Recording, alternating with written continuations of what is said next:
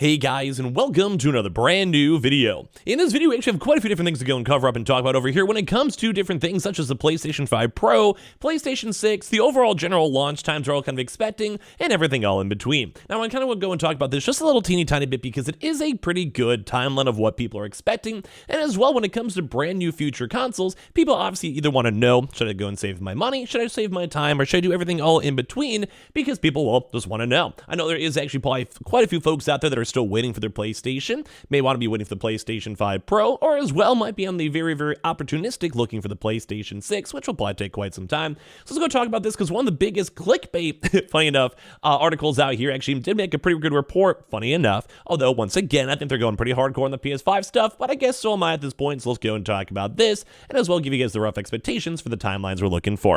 And as well, if any of you guys are brand new, make sure you guys are subscribed with the notifications on. We have the Twitter and Twitch room down below in case you guys like to go and follow, and of course, as well, all the Amazon links too, and let's dive into the news. So very first and foremost, we basically have like four, I think, major big topic points to look at. We just went through the PlayStation VR 2 launch and the DualSense controller that is now out of the way. We had the initial PlayStation 5 launch running up to around 3 years ago at this point, rounding up and down.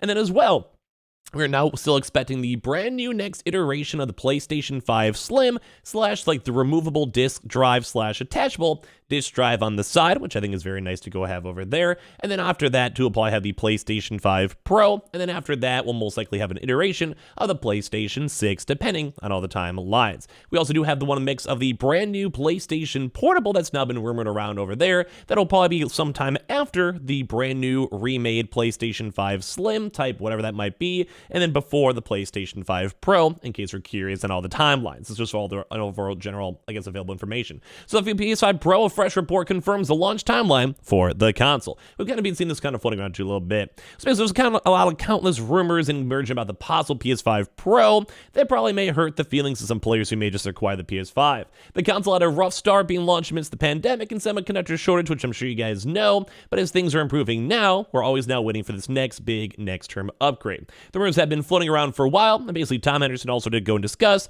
that with fresh news, there should be coming a brand new console sooner rather than later. So basically, in multiple times now, Sony is preparing to upgrade their new PS5. However, the new model will be launched for this year is the PS5 Gen 2. So as you guys have probably heard maybe on our videos and other discussions on it, number one is we're probably going to be removing this, probably maybe around like we keep on expecting, maybe around like the September to around the November range. This is only still, once again, rumors, but it does make a lot of sense. We're kind of just waiting for this to keep on getting smaller and smaller. We've covered it on the channel before, so you guys may be aware of it. And then with that basically could be the PlayStation 5 Slim. There's not going to be any tech hardware changes. There's not going to be any big major changes, just maybe possibly a little bit more slimmed down, maybe a possible model remake, and then everything else too with that. Well, it's cool. We like the idea of it.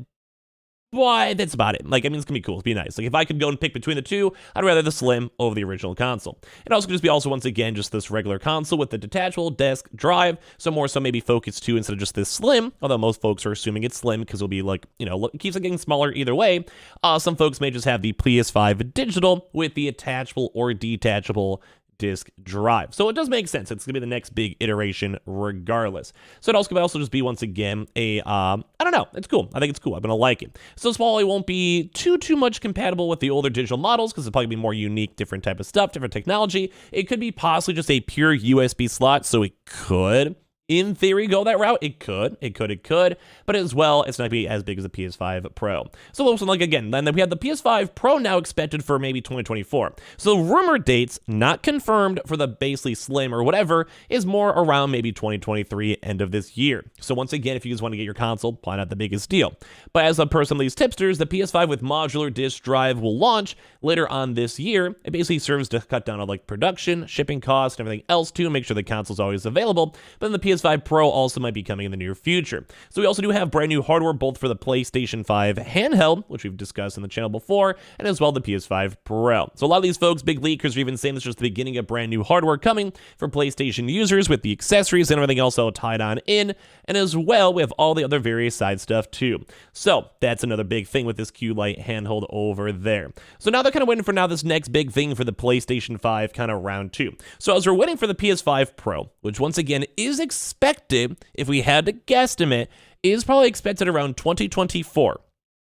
probably, I'd guess, around the same time, around the September launch or so. And that could also maybe correspond with a really big holiday game release. Maybe some games we don't even know about. Maybe the brand new Marvel Wolverine, which we did see rumors on already. Usually and typically these Superman type style games or superhero type style games do very well. And that's kind of why we're going to probably see Spider-Man launching this year. And once again, I think it'd probably make a lot of sense to have Spider-Man game launched throughout this year. With the same kind of time, like corresponding with the Slim, etc., which I think is kind of a big thing to go and know.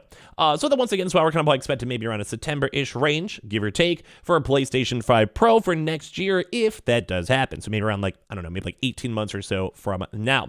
So that's what a lot of these rumors are. So for 2024. So basically, Sony will probably be doing a few announcements. We kind of see a lot of the summer time being like this big window where we see a lot more generally good stuff. We're seeing a lot more big game announcements. We had this random big prior hole of E3, which is always sad to see, obviously, but as we're watching for that stuff and seeing that stuff, that is kind of like the time people usually expect, because it also lets people have like a 3-4 month window to prepare, get excited for games, play games, and go from there. Also, I kind of feel like I need to go get a haircut either way.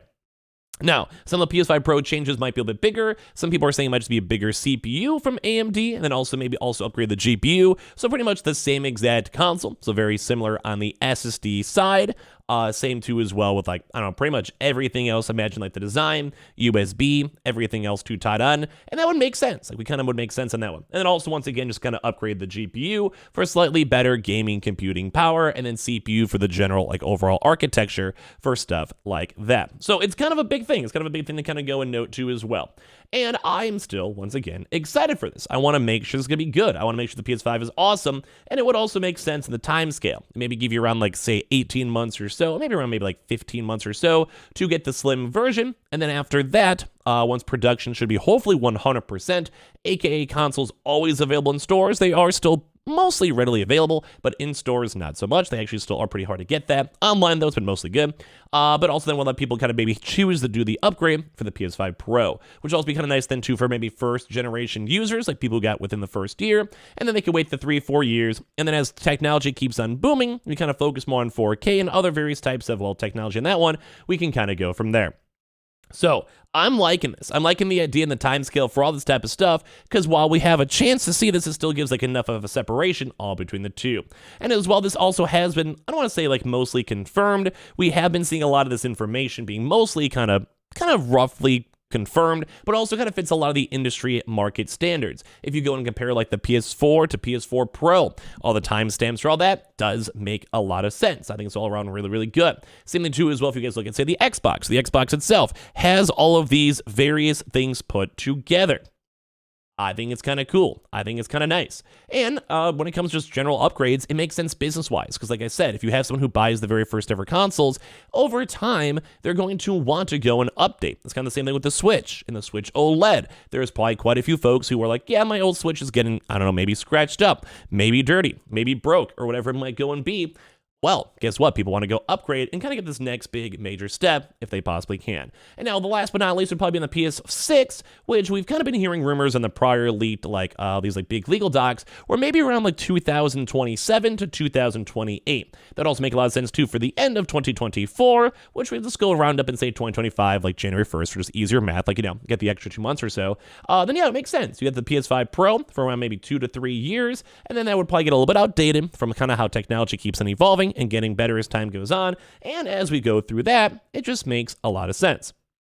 So, in my mind, I do think this time scale is going to make a lot of general sense overall. I do think these are things that people are probably be okay with, and I kind of want to hear your thoughts and comments down below, because if you guys just got a console now, I think you're fine. Like, I think you have like a 2-3 year window, because don't forget, none of this is confirmed, or as well, if you really wanted to wait, which I'm not really sure if you want to on a rumor, you could always wait for this next big detachable disk drive, and once again, that's pretty much going to be the same, I think, internal for all the consoles anyway. So, I'm okay with this. I think it seems like a pretty good rough timeline. Some of these are leaks, some of these are not leaks, and some of these are kind of just overall guesses, but I do think there is at least a good basis for all this stuff, and as we're watching the stuff, it does make a lot of sense too as well. So are you guys going to be waiting for anything out there? You guys going to keep your PS5 and chill? You guys wait for a PS5 Slim, wait for the detachable hard drive, or anything else in between? I kind of want to know. And as well, make sure you guys are subscribed with the notifications on. We have the Twitter and Twitch room down below in case you guys want to follow. We have the Amazon links too as well down below, and I appreciate you guys all so much for existing here in the first place.